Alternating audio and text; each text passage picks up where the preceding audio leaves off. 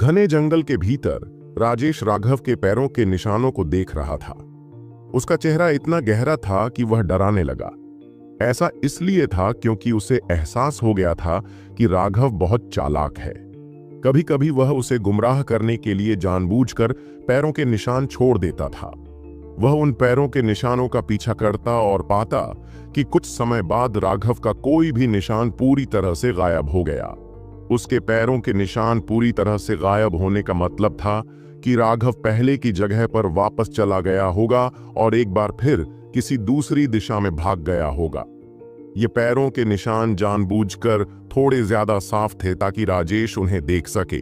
अब उसे वापस जाना होगा और यह खोजने में और भी ज्यादा समय लगाना होगा कि राघव कहां से अलग दिशा में चला गया था। राजेश पूरी तरह से क्रोधित हो गया। राघव बहुत चालाक था। कभी कभी वह जानबूझकर जो पैरों के निशान छोड़ता था वह वास्तव में वह दिशा होती थी जिस दिशा में वह जाता था, इसलिए राजेश इस बात से इनकार भी नहीं कर सकता था। अपनी सही दिशा बताने के लिए राजेश के पास धैर्यपूर्वक धीरे धीरे उसका पीछा करने के अलावा कोई विकल्प नहीं था।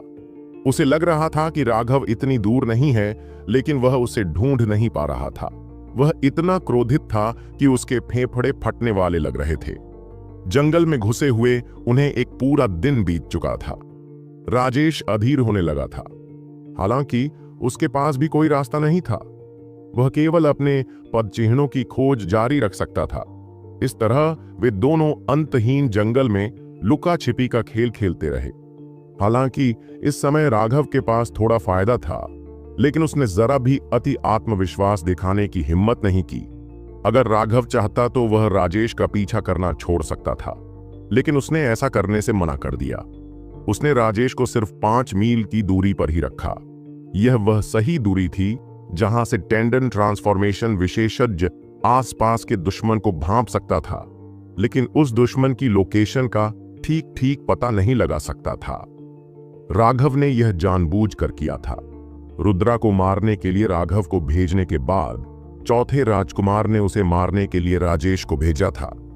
इसका मतलब यह था कि चौथे राजकुमार को अब अपने पिता की चिंता नहीं थी। दूसरे शब्दों में, पूरा शर्मा परिवार खतरे में था। राजेश को रोकने के लिए उसे यह सब जारी रखना था।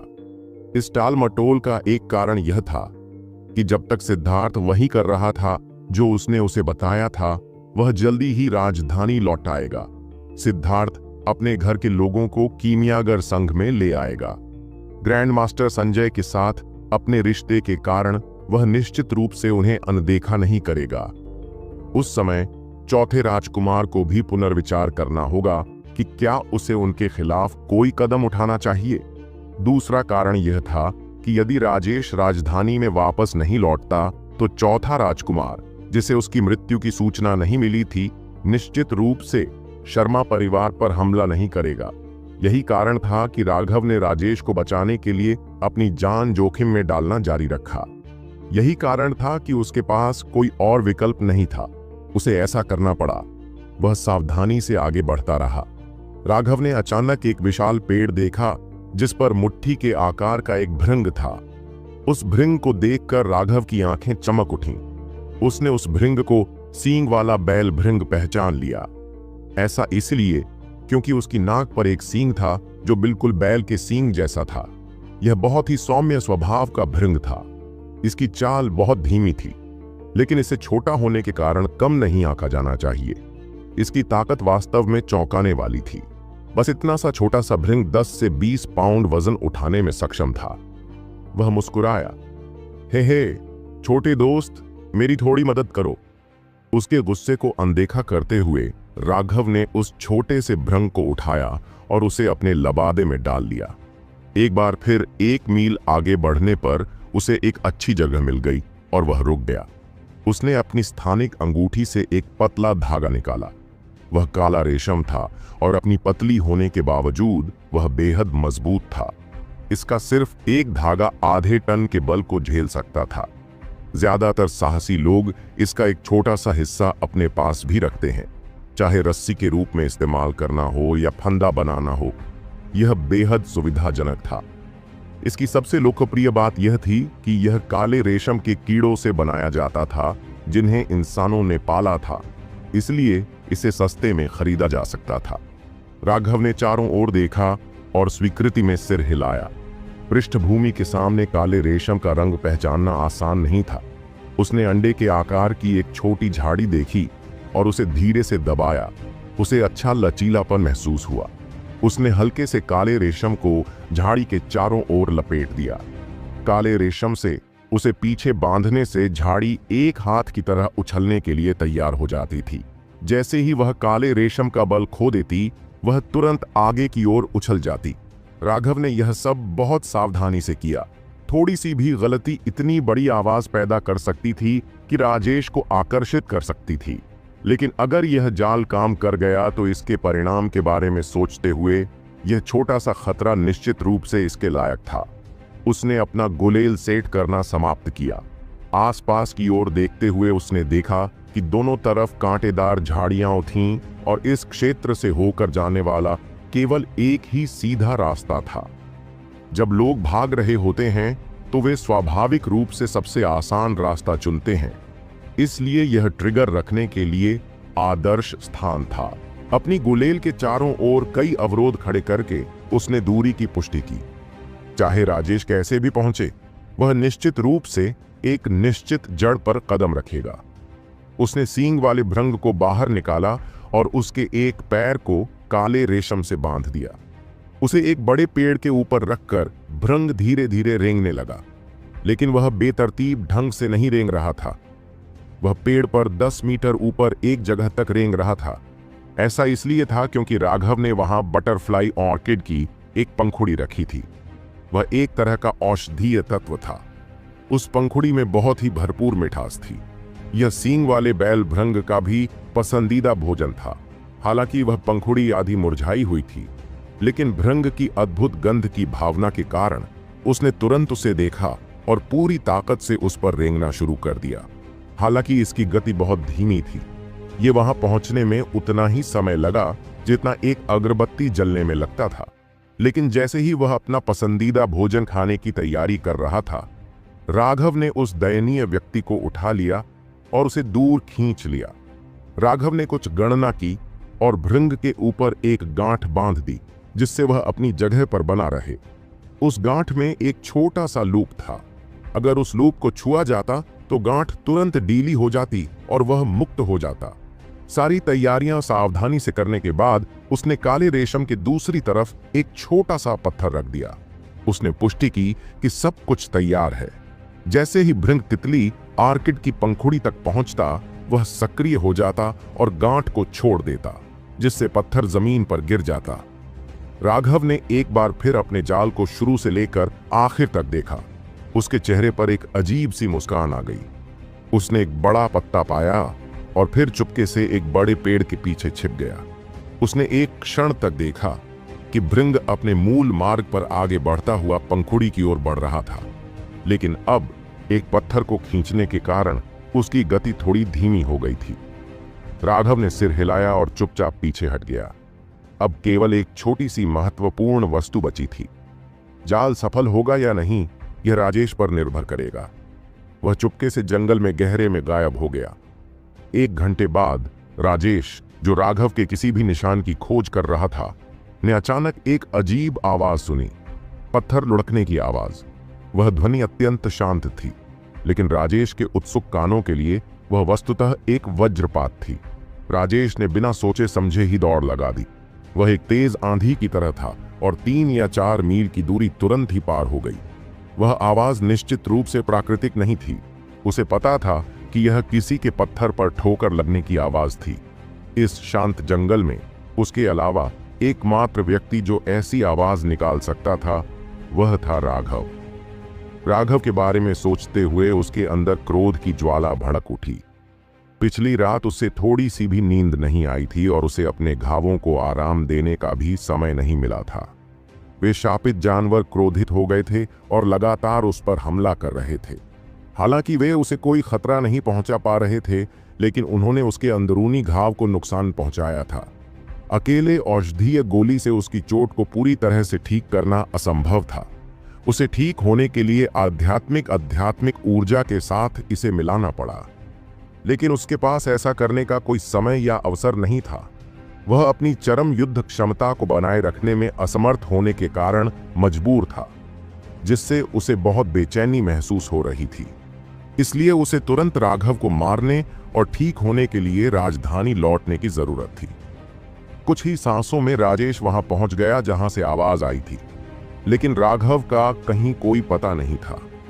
एक पेड़ के नीचे वह चट्टान थी जिससे आवाज आई थी, और ऐसा लग रहा था कि उस चट्टान पर कुछ लिखा हुआ था।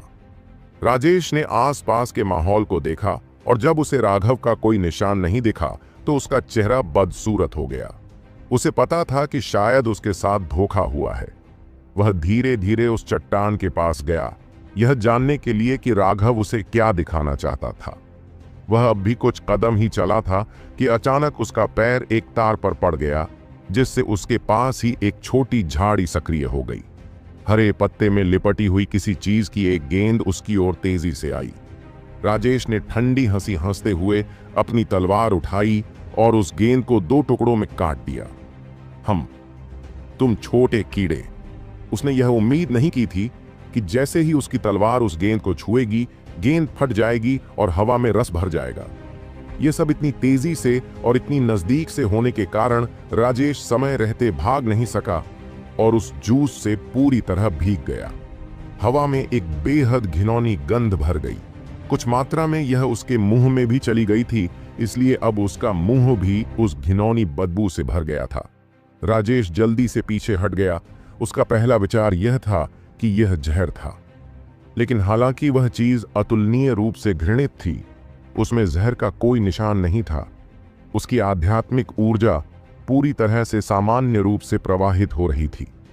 अब जब उसके पास समय था, उसने देखा कि जमीन पर पड़ी चट्टान पलट गई थी और उस पर निम्नलिखित शब्द दिखाई दे रहे थे। बस एक छोटा सा उपहार जो आपके योग्य नहीं है। शुरू में मैं आपको एक बड़ी गांठ भेजना चाहता था, लेकिन हाल ही में मेरा पेट ठीक नहीं लग रहा है। कृपया मेरी लाचारी को माफ करें। शब्दों को देखते हुए राजेश का चेहरा अचानक पूरी तरह सफेद हो गया। अपने कपड़ों पर बचे चिपचिपे अवशेषों को देखते हुए उसका पेट उबकाई लेने लगा और उसे उल्टी आ गई। राघव। राजेश की अविश्वसनीय रूप से क्रोधित दहाड़ ने उसके ऊपर के बादलों को लगभग उड़ा दिया। इससे पूरा जंगल हिल गया और अनगिनत पक्षी और जानवर डर कर भाग गए। राघव दूर एक पेड़ पर उन पक्षियों को देख रहा था। वह दिल खोलकर मुस्कुराया। इस तरह पीछा किए जाने पर उसने आखिरकार अपना गुस्सा कुछ हद तक बाहर निकाल लिया था। उस दिन के बाद से राजेश का चेहरा और भी अधिक काला पड़ गया और राघव और भी अधिक सावधान हो गया और दोबारा ऐसा जाल बिछाने की हिम्मत नहीं जुटा पाया। अगर वह इसे सेट करते समय थोड़ी सी भी गलती कर देता तो वह निश्चित रूप से बर्बाद हो जाता। वह छोटा सा जाल उसके गुस्से को शांत करने और उसका आत्मविश्वास बढ़ाने के लिए था। चूंकि वह ऐसा करने में सफल हो चुका था, इसलिए उसके लिए फिर से ऐसा कुछ करना समझदारी नहीं होगी। केवल सावधानी बरतने से ही वह बच सकता था। वह नहीं चाहता था कि उसकी कड़ी मेहनत से हासिल की गई बढ़त खत्म हो जाए। एक भाग गया जबकि दूसरा पीछा कर रहा था। 8 दिन जल्दी ही बीत गए। उस दौरान राघव दिन में भागता था और रात में जंगली जानवरों से छिपने के लिए सभी तरह की अलग अलग तरकीबें अपनाकर खुद को ठीक कर लेता था। अपनी औषधीय गोलियों की सहायता से राघव की रिकवरी बहुत जल्दी हुई। दाहिने हाथ की मेरिडियन लगभग पूरी तरह से ठीक हो गई थी। उसकी अंदरूनी चोटें भी लगभग ठीक हो गई थीं। पहली रात जब उसने कई जानवरों को पकड़ा था, तब से राजेश पहले से ज्यादा होशियार हो गया था और रात में आराम भी करता था। वह एक ऊंचे पेड़ पर कूद जाता था और उस समय का उपयोग आराम करने और अपने घावों को भरने के लिए करता था। उसकी कार्यकुशलता भी बहुत तेज थी। यह 9वें दिन तक जारी रहा। राघव एक छोटी सी नदी पार कर रहा था, तभी उसे अपने सिर के ऊपर एक अजीब सी हलचल महसूस हुई। ऊपर देखते ही उसके चेहरे के भाव एकदम बदल गए। अरे यार, मैं तो फंस गया। 9वें दिन राघव की अभिव्यक्ति अचानक बदल गई। एक बड़े पेड़ के ऊपर एक बंदर बैठा था। वह बहुत बड़ा नहीं था, लेकिन उसका गला बहुत मोटा था। वह राघव को सावधानी से देख रहा था। राघव ने तुरंत एक भी मांसपेशी हिलाने की हिम्मत नहीं की। वह अंतहीन पछतावे से खुद को नहीं रोक सका। राजेश के साथ पहले भी उस उपहार के साथ खिलवाड़ करने के बाद वह वास्तव में बहुत लापरवाह हो गया था। वह बंदर एक साधारण जानवर था, उसके पास कोई हमलावर ताकत नहीं थी, लेकिन यह वही बंदर था जिसकी वजह से राघव एक बहुत बड़े संकट में फंस गया। वह बंदर एक ऐसा जानवर था जो बड़े समूहों में रहना पसंद करता था। जंगल का यह हिस्सा जाहिर तौर पर उनका इलाका था और उस बंदर को एक प्रहरी होना चाहिए। जैसे ही उन्हें घुसपैठियों या खतरे का आभास होता, वे तुरंत अपने साथियों को सचेत करने के लिए ऊंची आवाज में चिल्लाने लगते। राघव अपने आसपास के माहौल पर पर्याप्त ध्यान नहीं दे रहा था और उनके इलाके में भाग गया। उसे तुरंत एहसास हुआ कि उसने एक अक्षम्य गलती की है। उसने धीरे धीरे पीछे हटना शुरू कर दिया, यह दिखाते हुए कि वह तुरंत वहां से जा रहा था, लेकिन तब तक बहुत देर हो चुकी थी। उस बंदर ने पेड़ के ऊपर से जोर से चीख मारी। उसकी आवाज तुरंत ही दर्जनों मील दूर तक फैल गई। राघव का चेहरा उदास हो गया। अगर वह रेंज में होता तो वह निश्चित रूप से गुस्से में उस बंदर को कुचल देता। पूरा जंगल और अधिक भयावह आवाजों से गूंजने लगा। राघव की पुतलियां अचानक सिकुड़ गईं। दूर से एक आकृति सीधे राघव की ओर भागती हुई आ रही थी। अब वह राजेश को देख सकता था, जिसकी आंखें हत्या के इरादे से भरी हुई थीं।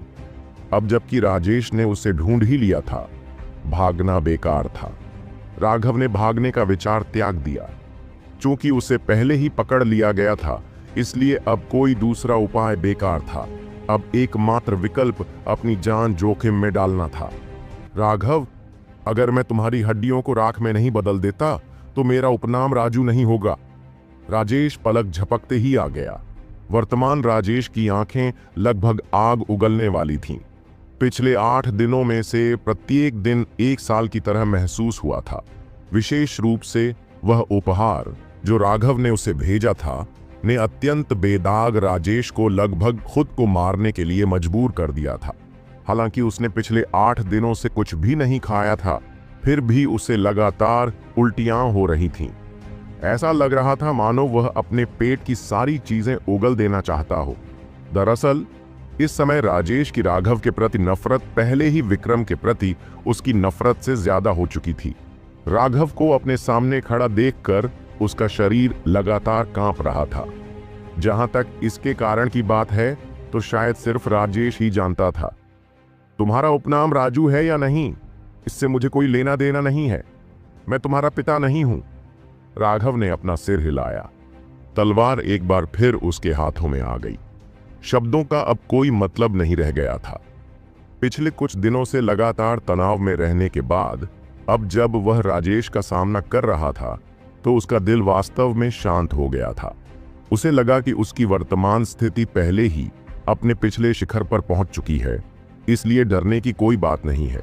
ऐसा भी लग रहा था कि उसकी साधना का दायरा एक स्तर और बढ़ गया है। वह एक बेहद रहस्यमयी एहसास था। वह इसे स्पष्ट रूप से समझा नहीं सका, लेकिन राजेश की निरंतर खोज के तहत मौत की गंध कभी दूर नहीं हुई थी। उसे लगा जैसे उस अनुभव के बाद वह बदल गया था। हा हा हा हा, क्या तुम मुझे इस उम्मीद में उकसा रहे हो कि मैं तुम्हें जल्दी मौत दूंगा? सपने देखना बंद करो। मैं ऐसा कर दूंगा कि तुम मौत से भी बदतर जीवन जियोगे। ऐसा जीवन जो तुम्हें इस दुनिया में पैदा होने पर भी पछतावा देगा। राजेश का चेहरा बेहद भयावह था। मुझे तुम्हें उकसाने की जरूरत नहीं है। पिछली बार मैंने तुम्हें जो उपहार भेजा था उसका स्वाद कैसा था? राघव ने हल्के से पूछा। उपहार शब्द सुनते ही राजेश का चेहरा तुरंत सफेद पड़ गया और उसका पेट एक बार फिर से उखड़ने लगा। मैं तुम्हें मार डालूंगा, राजेश गुस्से से चिल्लाया और उसकी तलवार हवा में राघव की ओर बढ़ी। राघव बहुत पहले से तैयार था। उसने भी अपनी तलवार आगे की ओर घुमाई। धमाका! राघव को खुद को स्थिर करने में सक्षम होने से पहले 1 दर्जन कदम पीछे धकेल दिया गया। उसके खून और आध्यात्मिक ऊर्जा में उथल पुथल मच गई थी। राजेश को देखते हुए उसने देखा कि वह केवल 3 कदम पीछे हट गया था। उसने आह भरी। टेंडन ट्रांसफॉर्मेशन विशेषज्ञ वास्तव में एक बहुत बड़ा स्तर ऊपर थे। उसकी मौजूदा ताकत 90% से ज्यादा हो गई थी। लेकिन वह अभी भी राजेश के बराबर नहीं था। अपनी क्रूर ताकत के मामले में भी वह राजेश से पूरी तरह से मात खा गया था। यह एक स्पष्ट अंतर था। यही कारण था कि फीनिक्स क्राइम में अनगिनत साधकों के बीच राजेश पूर्ण शीर्ष पर था। दूसरी तरफ राजेश की आंखें सिकुड़ गईं जब उसने देखा कि राघव वास्तव में उसके वार को रोकने में सक्षम था। अल्केमिस्ट्स के पास वास्तव में पर्याप्त तैयारी थी। जब राघव भाग गया था तब वह पहले से ही आधा मर चुका था, लेकिन अब वह लगभग ठीक हो चुका था। यह स्पष्ट था कि राघव ने काफी औषधीय गोलियां खा ली थीं, लेकिन जहां तक राजेश का सवाल है, वह कोई कीमियागर नहीं था और उसकी साधना का आधार इतना ऊंचा था कि ज्यादातर औषधीय गोलियां उस पर काम नहीं कर पाती थीं। इसलिए प्रभावी औषधीय गोलियां उसके लिए बेहद दुर्लभ खजाना थीं। इससे उसके अंदर ईर्ष्या की भावना पैदा हो गई। अगर वह भी कीमियागर होता या उसके पास ऐसी दवाइयां होती तो इतने दिनों बाद भी उसका 70% ठीक होना कैसे संभव था। यह सोचकर राजेश को लगा कि स्वर्ग वास्तव में अन्यायी है। उसी पीढ़ी में विक्रम था जिसने उसे पूरी तरह से दबा दिया था, जिससे उसके लिए बाहर खड़े होना मुश्किल हो गया था। और फिर विक्रम को एक अद्भुत बेटा हुआ जो छोटी उम्र में ही एक गोली विशेषज्ञ बन गया था और मार्शल पद के मामले में एक आश्चर्यजनक प्रतिभाशाली भी था। विक्रम की तुलना में वह पूरी तरह से असफल था। उसकी आंखें लाल हो गईं और उसके शरीर पर हरी नसें फूट पड़ी। ठंडे स्वर में चिल्लाते हुए और अपनी तलवार उठाते हुए तलवार आध्यात्मिक ऊर्जा ने हवा भर दी और आकाश को हिला दिया। राघव ने गहरी सांस ली। वर्तमान राजेश एक पागल की तरह व्यवहार कर रहा था। अब जब वह हमला करने के लिए अपनी पूरी ताकत लगा रहा था तो राघव उसे रोकने में असमर्थ था। अपनी अंगूठी को छूते हुए उसने 2 दवाई की गोलियां निकाली। उसने उनमें से एक को अपने मुंह में डाला और निगल लिया। दूसरे को अपनी आध्यात्मिक शक्ति का उपयोग करके अपनी तलवार से रगड़ा गया था। राजेश ने उसे एक औषधीय गोली निगलते हुए देखा था और उसने अनुमान लगाया कि राघव इसका उपयोग चोटों को ठीक करने के लिए कर रहा था, लेकिन दूसरी औषधीय गोली को छुपाकर चुपचाप तलवार की पीठ पर फैला दिया गया था। राजेश के लिए उसे देख पाना असंभव था। राजेश की तलवार पहले से ही उस पर टूट रही थी। राघव ने दहाड़ते हुए वार भी किया। तलवार की तकनीक के मामले में राजेश राघव के साथ जितना चाहे खेल सकता था, लेकिन राघव के हाथ में तलवार इतनी लंबी थी कि वह ऐसी चीजों के लिए एकदम सही जवाब थी। इसलिए राजेश की बेहतरीन तकनीकें पूरी तरह से बेकार थीं। दोनों तलवारें आपस में टकराईं और एक बहुत बड़ा विस्फोट हुआ। एक हल्की लाल गैस तुरंत फैल गई और 30 मीटर के क्षेत्र को घेर लिया। वे दोनों ही उस गैस की चपेट में आ गए। आह! उस लाल गैस ने राजेश के शरीर पर हमला किया और उसने तुरंत एक दयनीय चीख निकाली। उसकी खुली त्वचा को ऐसा महसूस हो रहा था जैसे गर्म लोहा उसे दाग रहा हो और तीव्र दर्द असहनीय था। इतना ही नहीं, बल्कि लाल गैस जीवंत हो गई थी और उसकी त्वचा के माध्यम से उसके शरीर में घुसने की पूरी कोशिश कर रही थी। भले ही उसने पहले ही पल प्रतिक्रिया की थी और सांस लेना बंद कर दिया था, लेकिन यह बिल्कुल बेकार था और उस लाल गैस में बहुत ही भयानक संक्षारक गुण भी था। उसकी त्वचा पर फफोले जल्दी ही उभरने लगे। उसका मांस इतनी तेजी से सड़ रहा था कि वह अपनी नंगी आंखों से देख सकता था। तुमने जहर का इस्तेमाल किया? हैरान राजेश ने गुस्से से पूछा। आप क्या सोचते हैं? राघव ठंडी हंसी हंसा, लेकिन वह भी उतना अमीर नहीं था। हार्ट रोड घास से परिष्कृत जहर की गोली बहुत शक्तिशाली थी, यहां तक कि वह खुद भी इसे रोकने में असमर्थ था। हालांकि उसने एंटीटॉक्सिन की गोली ली थी, लेकिन वह उस जहरीली गैस से पूरी तरह से बचाव नहीं कर पाया। उसका शरीर भी क्षतिग्रस्त हो गया था और लाल हो गया था जैसे उसे उबाला जा रहा हो, लेकिन वह अभी भी राजेश से बेहतर था। उस एंटीटॉक्सिन गोली ने उसे अपने दिल को जहरीली गैस से होने वाली क्षति के बारे में चिंता करने से मुक्त कर दिया। हार्ट रोड ग्रास से परिष्कृत जहर की गोली का यह सबसे भयानक पहलू था। वह जहर की गोली उसके लिए सबसे शक्तिशाली जीवन रक्षक उपाय थी। राजेश वास्तव में बहुत शक्तिशाली था, इसलिए उसके पास इसका इस्तेमाल करने के अलावा कोई विकल्प नहीं था। राजेश ने गुस्से से दहाड़ते हुए राघव पर पूरी ताकत से हमला करने की कोशिश की, लेकिन उसके चेहरे के हाव भाव पूरी तरह बदल गए। जैसे ही उसने अपनी आध्यात्मिक ऊर्जा को प्रसारित करना शुरू किया, जहरीली गैस जो अभी अभी उसकी त्वचा में घुसी थी, अचानक उसके पूरे शरीर में फैल गई और फिर सीधे उसके दिल तक पहुंच गई। इससे राजेश पूरी तरह से डर गया। अगर इतना शक्तिशाली जहर उसके दिल पर हमला करता तो वह, एक टेंडन ट्रांसफॉर्मेशन विशेषज्ञ, भी कुछ पलों से ज्यादा जिंदा नहीं रह पाता। उसने जल्दी से अपनी अंगूठी से एक औषधीय गोली निकाली और उसे निगल लिया। जब राघव ने वह गोली देखी तो उसके चेहरे पर भाव बदल गए।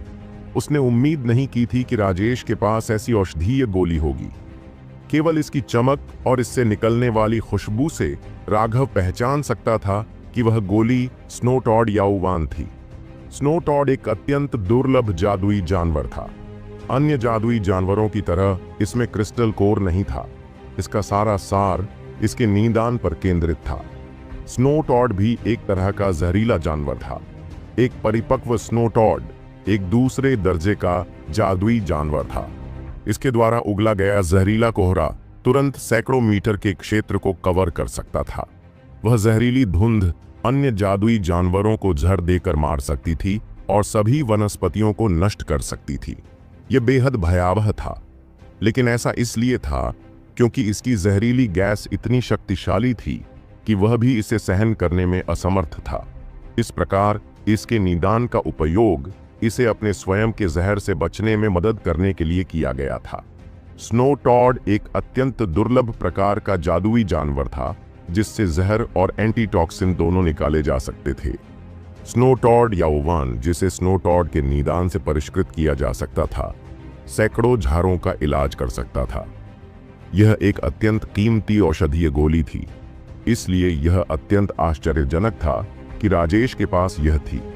हालांकि कहा जाता है कि यह सैकड़ों विषयों का इलाज कर सकता है, लेकिन यह ज्यादातर आंशिक इलाज ही था। लेकिन विष का सिर्फ एक हिस्सा ही ठीक कर देना किसी व्यक्ति के भाग्य को पलटने के लिए काफी था। राघव, तुमने मुझे एक कीमती गोली लेने के लिए मजबूर किया है, जिसे मैंने अपनी आधी जिंदगी से छिपा कर रखा है। इसकी कीमत के तौर पर मुझे अपनी जान दे दो। राजेश का चेहरा अब बहुत ही विकृत हो गया था। वह गोली ऐसी थी जो उसने युवावस्था में प्राप्त की थी और लगातार छिपाई थी, लेकिन अब राघव जैसे आध्यात्मिक ऊर्जा कंडेंसेशन के कमजोर व्यक्ति की वजह से उसे इसका इस्तेमाल करना पड़ा। उसके दिल से खून टपक रहा था। राघव यह देखकर बहुत घबरा गया कि स्नोटॉड याओवान वास्तव में उसके दिल पर जहरीली गैस के हमले को अस्थायी रूप से दबाने में सक्षम था। राजेश ने उस पर हमला किया और जवाब में उसके सभी 12 चक्रवात बेतहाशा घूमने लगे, जिससे उसकी पूरी ताकत निकल गई।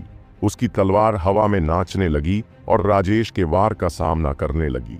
लगातार आदान प्रदान के कारण विस्फोटक आध्यात्मिक ऊर्जा तरंगें उत्पन्न हुईं, जिससे आसपास के विशाल वृक्ष धराशायी हो गए तथा झटकों की शक्ति भी अत्यंत चौंकाने वाली थी। राघव को लगा कि राजेश के पूरे जोर के हमलों से उसका हाथ सुन्न हो गया है। उसके मुंह के कोने पर खून के धब्बे लग गए थे और उसके अंदरूनी अंग प्रभावित होने लगे थे। लेकिन इस समय राघव ने अभी भी अपने दांत पीस लिए और सहन करना जारी रखा। वह जानता था कि स्नोटॉड याओवान हमेशा के लिए उसकी जहर की गोली को दबा नहीं पाएगा। टकराना! राघव खून की उल्टी करते हुए उड़ गया, लेकिन राजेश के चेहरे पर जरा सी भी खुशी नहीं थी। इसके बजाय वह डर से भर गया। हे, क्या तुमने आखिरकार ध्यान दिया? क्या तुमने सच में सोचा था कि मेरे द्वारा परिष्कृत की गई जहर की गोली, राघव, इतनी आसानी से ठीक हो जाएगी? राघव ने अपने मुंह पर लगा खून पोंछा और ठहाके लगाकर हंसा। जिस पल का उसे इंतजार था वह आखिरकार आ ही गया। स्नोटॉड याओवान सैकड़ों झरों को खत्म कर सकता था और इसकी प्रभावशीलता निश्चित रूप से बहुत ज्यादा थी, लेकिन यह ज्यादातर जानवरों के जहर के लिए था। राघव की जहर की गोली ज्यादातर हार्ट रोड घास से परिष्कृत की गई थी। इससे स्नोटॉड याओवान की प्रभावशीलता में तेजी से गिरावट आई। राजेश से एक जानलेवा आभा बह निकली। गहरी सांस लेते हुए उसने अपनी तलवार उठाई और तलवार में एक भयानक आभा भर गई। जंगल में हत्या की मंशा फैल गई। फिर भी मैं तुम्हें मार डालूंगा। उसकी तलवार हवा में उछली। उसके पीछे की भयानक शक्ति ने अंतरिक्ष को चीर दिया और एक तेज विभाजन ध्वनि जारी की। अंतहीन हत्या के इरादे से यह राघव की ओर टूट पड़ा। शून्य तोड़ने वाला स्लैश, शून्य तोड़ने वाला स्लैश। आध्यात्मिक ऊर्जा की लहरों ने राघव को पूरी तरह से जकड़ लिया था। वह तलवार पूरी तरह से अजेय लग रही थी। यह राजेश की सबसे शक्तिशाली तलवार तकनीक थी। राघव जानता था कि यह निश्चित रूप से एक पृथ्वी वर्ग युद्ध कौशल भी था और यह उससे भी अधिक शक्तिशाली था जिसे उसने पहले इस्तेमाल किया था। इसकी शक्तिशाली आभा ने उसे पूरी तरह से अपनी जगह पर जकड़ लिया। मौत का सामना करते हुए राघव का मन पूरी तरह से शांत था। वह इस समय एक अजीब सी स्थिति में प्रवेश कर गया था। ऐसा लग रहा था जैसे उसने स्वर्ग और पृथ्वी के भीतर की हर चीज को समझ लिया हो। 10,000 कानून और दांव, हर एक प्राणी और वस्तु, सब कुछ अब भी उसके दिमाग में स्पष्ट रूप से कैद था। उसे ऐसा महसूस हुआ जैसे वह पहले ही अपने शरीर से बाहर निकल चुका है और एक पर्यवेक्षक की तरह देख रहा है। राघव को यह नहीं पता था कि इस समय उसका समृद्ध सितारा पूरी तरह से स्थिर हो गया था, मानो वह किसी तरह के ज्ञानोदय का इंतजार कर रहा हो। यह अफसोस की बात थी कि राघव ने इस पर ध्यान नहीं दिया। आध्यात्मिक ऊर्जा उसके 12 चक्रवातों की ओर दौड़ी। वे विस्फोटक रूप से बढ़े और रस्सी जैसी ऊर्जा राघव के मेरिडियन से होकर उसके हाथों में मौजूद तलवार में घुस गई। आकाश को विभाजित करो। तलवार पर अजीब सी रेखाएं उभर आईं और ऐसा लगा कि वह जीवंत हो गई है। यह एक रहस्यमयी छाप को काटती हुई एक शक्तिशाली ड्रैगन की तरह प्रभावशाली बन गई। यह राघव का सबसे शक्तिशाली हमला था। धमाका। आध्यात्मिक ऊर्जा की लहरें बाहर की ओर फूट पड़ी। दोनों ही वापस उड़ गए। आसमान में खून भर गया। राघव की तलवार उसके हाथों से छूटकर सैकड़ों मीटर दूर उड़ गई और एक चट्टान में गहरे धंसने पर ही रुकी। खून की उल्टी करते हुए राघव को लगा कि उसका पूरा शरीर ढहने वाला है और उसकी आभा कम हो गई है। उसके शरीर पर 1 दर्जन घाव थे जिनसे बहुत ज्यादा खून बह रहा था। लेकिन इससे भी बुरी बात यह थी कि उसके शरीर की सभी मेरिडियन दरारें से ढक गई थीं, जो पूरी तरह टूटने से बस थोड़ी दूर थीं। और यह तब हुआ जब राघव ने पिछली बार स्प्लिट हेवंस का इस्तेमाल करने का अनुभव प्राप्त किया था। इसलिए जब उसने इस बार इसका इस्तेमाल किया तो उसने अपने पूरे शरीर के मेरिडियन का इस्तेमाल किया ताकि इससे निकलने वाली विस्फोटक शक्ति को कम किया जा सके। लेकिन क्योंकि उसने पिछली बार की तुलना में और भी अधिक बल का प्रयोग किया था, वह वास्तव में पूरी तरह से अपंग होने से बस थोड़ी ही दूर था। नष्ट हुए मेरिडियन के एक छोटे से हिस्से को फिर से विकसित करना संभव था। ऐसा इसलिए था क्योंकि आप इससे पहले के मेरिडियन की यादों का अनुसरण कर सकते थे। लेकिन अगर शरीर में सभी मेरिडियन नष्ट हो गए तो वैद्यराज की यादों के साथ भी राघव इसे ठीक करने में पूरी तरह से शक्तिहीन हो जाएगा। वर्तमान में वह आध्यात्मिक ऊर्जा का जरा सा भी अंश इस्तेमाल करने में असमर्थ था। उसकी टूटी हुई मेरिडियन उस समय कोई भी बल सहन करने में असमर्थ थी। दूसरी तरफ राजेश की हालत राघव से ज्यादा अच्छी नहीं थी। उसके हाथ में तलवार विस्फोटक रूप से टूट गई थी, जिसके टुकड़े उन दोनों को काट रहे थे। अगर यह सिर्फ बाहरी घाव होते तो राजेश अभी भी उन्हें दबाने के लिए अपने शक्तिशाली साधना आधार का उपयोग करने में सक्षम होता। लेकिन अभी अभी अपने सबसे शक्तिशाली हमले का उपयोग करने के बाद उसने अपने अंदर के अत्यंत विषैले जहर पर नियंत्रण खो दिया था। उस संक्षारक जहर का एक अंश अभी अभी उसके दिल में प्रवेश कर गया था। हालांकि जहर के उस हल्के से निशान ने उसके दिल में घबराहट के लक्षण दिखा दिए। इससे राजेश पूरी तरह से डर गया और उसने जहर के आक्रमण से बचने के लिए जल्दी से अपनी आध्यात्मिक ऊर्जा का इस्तेमाल किया। राघव ने गहरी सांस ली और खड़ा हो गया। अपनी तलवार के पास जाकर उसने उसे चट्टान से बाहर निकाला और धीरे धीरे राजेश की ओर चलने लगा। वह राजेश के माथे पर थोड़ा कालापन देख सकता था। यह इस बात का संकेत था कि जहर उसके दिल तक पहुंच गया था। इसका यह भी मतलब था कि राजेश भी उसके जैसा ही था और अपनी आध्यात्मिक ऊर्जा का इस्तेमाल नहीं कर सकता था। अब वह अपने शक्तिशाली भौतिक शरीर का उपयोग राजेश को मारने के लिए कर सकता था। राघव दौड़कर उसे 2 टुकड़ों में काटना चाहता था, लेकिन उसका शरीर असहनीय रूप से कमजोर था। राजेश की टूटी तलवार से हुए दर्जनों घावों से खून बह रहा था। अगर उसका शक्तिशाली भौतिक शरीर न होता तो उसका खून पहले ही खत्म हो चुका होता, लेकिन फिर भी चक्कर आने के कारण उसे ऐसा लग रहा था कि वह कभी भी बेहोश हो सकता है। हालांकि वह अभी गिर नहीं सकता था। हालांकि वह पहले से ही ऊर्जा से बाहर था, फिर भी उसकी आंखें बिना किसी भावना के शांत थीं और वह धीरे धीरे राजेश की ओर बढ़ रहा था। सोहम, अब जो मरेगा वह तुम हो। राघव ने अपनी तलवार उठाई और राजेश पर वार किया। राजेश यह देखकर चिंतित था कि राघव में अभी भी उस पर हमला करने की ताकत थी। वह जल्दी से एक तरफ लुढ़क गया। जब तलवार उसके गालों के ठीक पास से गुजरी तो वह इतनी नजदीक थी कि उसे उसमें से बर्फीली ठंडक महसूस हो रही थी। अरे, उसमें अभी भी बहुत ताकत है। राजेश की अभिव्यक्ति आखिरकार बदल गई। यह पहली बार था जब उसे एक तुच्छ क्यू कंडेंसेशन चींटी से डर लगा था।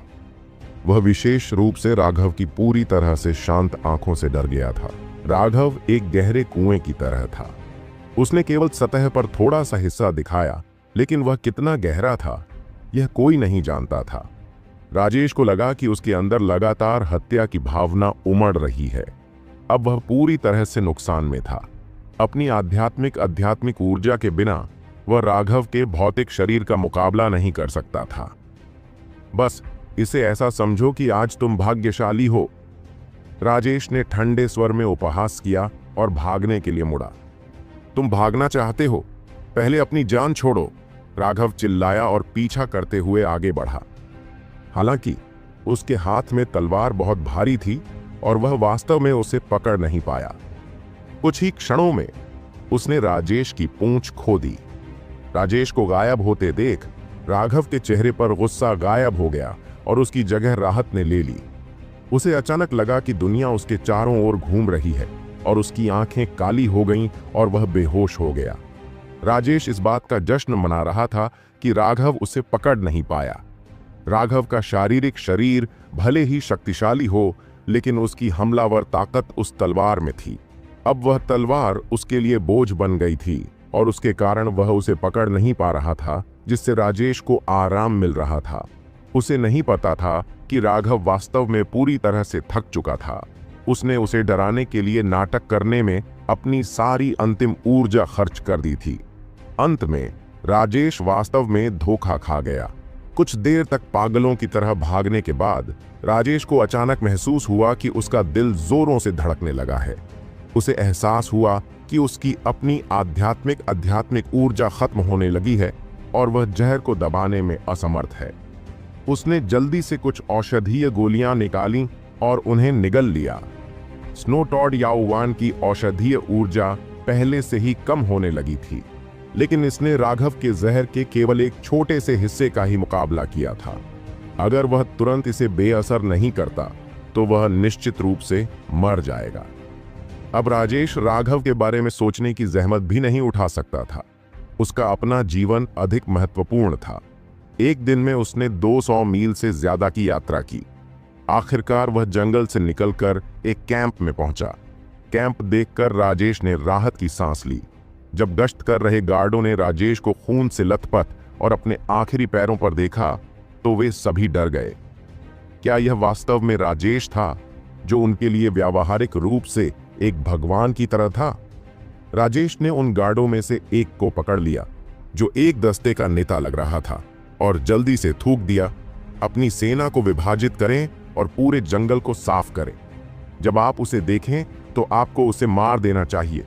मुझे राजधानी में वापस ले आओ। यह कहने के बाद राजेश आगे कुछ नहीं बोल पाया और बेहोश हो गया। तभी उस दस्ते ने प्रतिक्रिया की और जल्दी से राजेश को ले जाकर उच्च अधिकारियों को रिपोर्ट भेजी। राघव द्वारा आर्यवीर की हत्या के तीसरे दिन वापस लौटते हुए चौथे राजकुमार ने एक गुप्त रिपोर्ट तैयार की और उसके चेहरे पर एक हल्की मुस्कान आ गई। राघव, तुमने सचमुच मुझे निराश नहीं किया। रिपोर्ट को हल्के से नीचे रखते हुए उसने टेबल से चाय का कप उठाया और शांति से एक घूंट पिया। अचानक उसका दरवाजा खुला और एक सफेद लिबास पहने आदमी अंदर आया। उस सफेद वस्त्रधारी व्यक्ति को देखकर चौथा राजकुमार थोड़ा मुस्कुराया। मैंने तुम्हारे लिए पहले से ही चाय तैयार कर रखी है, लेकिन तुम मेरी अपेक्षा से थोड़ी देर से आए हो, इसलिए शायद यह सही ना हो। कृपया पहले कुछ पी लो और बुरा मत मानो। उस श्वेत वस्त्रधारी व्यक्ति की आंखें बर्फ की तरह ठंडी और हत्या की मंशा से भरी हुई थीं, लेकिन चौथे राजकुमार के शब्दों के कारण वह कुछ हद तक चौंक गया। तुम्हें पता है मैं कौन हूं? उसने ठंडे स्वर में पूछा। मुझे थोड़ा सा पता है। तो फिर क्या तुम्हें पता है कि मैं यहां क्यों आया हूं? चौथे राजकुमार ने हल्के से जवाब दिया। मुझे मारने के लिए। वे शब्द जो किसी व्यक्ति के दिल को डर से उछलने पर मजबूर कर देते हैं, वास्तव में अत्यंत शांति के साथ कहे गए थे। अगर तुम्हें पता है कि मैं तुम्हें मारने आया हूं, तो तुम इतने शांत क्यों हो? सफेद लबादे वाले आदमी की आंखें सिकुड़ गईं। क्योंकि मैं जानता हूं कि तुम मुझे नहीं मार सकते। हाँ, अगर मैं तुम्हें मारना चाहता तो राजधानी के सारे लोग मिलकर भी मुझे नहीं रोक पाते। सफेद लबादा पहने आदमी ने ठंडे स्वर में हंसते हुए कहा। यह आपको रोकने में सक्षम होने का सवाल नहीं है। ऐसा इसलिए है क्योंकि मुझे आपको रोकने की जरूरत नहीं है। मुझे पता है कि आप मुझे नहीं मारेंगे। चौथा राजकुमार पूरी तरह से आश्वस्त था। ओ, खैर, मैं इसके बारे में थोड़ा और सुनना चाहूंगा। जाहिर है, सफेद वस्त्र पहने आदमी को चौथे राजकुमार की बातों में थोड़ी दिलचस्पी हो गई थी। एक बात के लिए मैं शर्त लगाता हूं कि आर्यवीर सबसे सहयोगी साथी नहीं था। वह एक मूर्ख था और इसलिए उसे मरना पड़ा। जारी रखना। अब आपके पास एक बेहतर साथी है जो आपकी बेहतर सेवा कर सकता है, जो आधे प्रयास से दोगुना काम पूरा कर सकता है। तुम्हारा मतलब खुद से है, सही। और इसका सबूत क्या है? इसका सबूत यह है कि मुझे तुम लोगों की योजनाओं की पूरी समझ है। मैं जानता हूं कि तुम बिना किसी खून खराबे के कैसे जीत सकते हो। चौथा राजकुमार अपने आप पर पूरी तरह से आश्वस्त था, यह देखकर कि सफेद वस्त्र पहने व्यक्ति ने कुछ नहीं कहा। चौथा राजकुमार आगे बोला, आप 20 साल से भी ज्यादा समय से अपनी योजना को गति दे रहे हैं। जब से आपने मेरी मां को फाइनिक्स क्राई इंपीरियल से शादी करने के लिए भेजा था, तब से आपने हर काम बेहद सावधानी से किया है। आपका लक्ष्य बहुत ज्यादा हलचल को आकर्षित न करना था। आपने मुझे और मेरी मां का इस्तेमाल करके पूरे फेनिक्स क्राई साम्राज्य को नियंत्रित करने में सफलता प्राप्त की। इंपीरियल पहले ही मर चुका है और महारानी दामिनी मेरी मां के नियंत्रण में है। इस रहस्य को जानने वाले सभी लोग हमारे ही लोग हैं, सिवाय विक्रम के। इसलिए हमें जिस एकमात्र व्यक्ति की चिंता करनी चाहिए वह है विक्रम। लेकिन इतने सालों बाद भी विक्रम ने हमारे सामने आत्मसमर्पण करने से इनकार कर दिया है। ऐसा लगता है कि उसने कुछ सुराग भी महसूस किए हैं, जिससे उसकी सतर्कता बढ़ गई है। उसने हमेशा राजधानी लौटने से इनकार किया है। तो अभी विक्रम आपकी योजनाओं में सबसे बड़ी बाधा है, क्या मैं सही हूं? सफेद लबादा पहने आदमी ने भौहें सिकोड़ी। तुमने जो कुछ भी कहा वह बेकार है। बेहतर होता कि तुम कुछ न कहते। चौथा राजकुमार थोड़ा मुस्कुराया। क्या होगा अगर मैं कहूं कि मैं विक्रम की समस्या हल कर सकता हूं? क्या यह तब भी बेकार होगा? तुम ऐसा कर सकते हो? मैंने कभी ऐसा कुछ नहीं किया जिसके बारे में मुझे यकीन न हो। मैं फीनिक्स क्राई में पैदा हुआ था और मेरा भाग्य शतरंज का मोहरा बनना था। मैंने पहले ही ऐसी चालाकी भरी चालों की जीवन शैली को झेला है जो कभी सच नहीं हो सकती। इसलिए मैं आपके साथ सहयोग करना चाहता हूं। मैं विक्रम को संभालने में आपकी मदद करूंगा और आप मुझे इंपीरियल बनने में मदद करें। इस समय चौथे राजकुमार की सांसें थोड़ी भारी हो गई थीं। जाहिर है, यह एक बेहद तनावपूर्ण क्षण था। हालांकि वह भी एक राजकुमार था, लेकिन वह वास्तव में एक जासूस बनने के उद्देश्य से इस दुनिया में पैदा हुआ था। वह हमेशा एक भूत की तरह रहेगा। उसे कभी भी सच्चा प्रकाश देखने की अनुमति नहीं दी जाएगी। वह बहुत समय से दबा हुआ था उसे आजाद होने की जरूरत थी। जब उसने आर्यवीर को एक बेवकूफ की तरह अहंकार पूर्वक अपनी शक्ति का दुरुपयोग करते देखा तो उसने तय कर लिया था कि वह उस कमीने को मार देगा और खुद को सफेद लबादे वाले आदमी का साथी बना लेगा। सफेद वस्त्र पहने आदमी ने चौथे राजकुमार की ओर देखा। तुम्हारा मोल तोल का तरीका क्या है? चौथे राजकुमार ने जब देखा कि सफेद वस्त्र पहने व्यक्ति ने मना नहीं किया है तो उसने अंदर ही अंदर जश्न मनाया। पूरे आत्मविश्वास से उसने उसे कुछ दिया। उस चीज को देखकर सफेद वस्त्रधारी व्यक्ति चौंक गया।